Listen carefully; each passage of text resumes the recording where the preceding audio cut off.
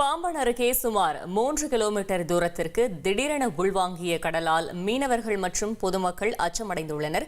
இதுகுறித்த கூடுதல் தகவலை செய்தியாளர் விஸ்வநாதன் வழங்க கேட்கலாம். விஸ்வநாதன், வணக்கம். கள தகவலை சொல்லுங்க.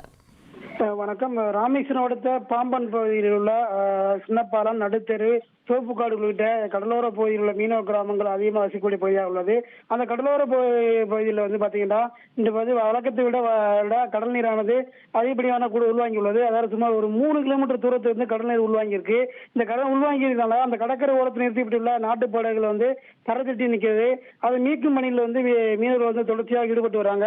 அது மட்டும் இல்லாது கடல் நீர் உள்வாங்கியதுனால அந்த கடலுக்குள்ளே வசிக்கக்கூடிய நத்தை, கடல் பாசிகள், பாசி படிந்த பாறைகள் உள்ளிட்டெல்லாம் வெளியே தெரிந்து வருவது மட்டுமில்லாது அந்த அரிய உயிரினங்களும் உயிரிழக்கும் சூழல் ஏற்பட்டு வருகிறது. இது குறித்து மீனவத்துறை அதிகாரிகளை தொடர்பு கொண்டு கேட்ட போது அவங்க என்ன சொல்றாங்கன்னா, காலநிலை மாற்றம் மற்றும் நீரோட்டத்தின் காரணமாக அந்த கடல் நீரானது உள்வாங்கி உள்ளது. இன்னும் சிறிது நேரத்தில் இயல்பு நிலைக்கு திரும்பி என்ன தெரிவித்திருக்காங்க. இந்த கடல் நீர் உள்வாங்கினாலும் அந்த பகுதியில் மீனவர்கள் யாரும் அச்சப்பட வேண்டாம், சிறிது நேரத்துக்கு இயல்பு நிலைக்கு வந்துடும் தெரிவிச்சிருக்காங்க.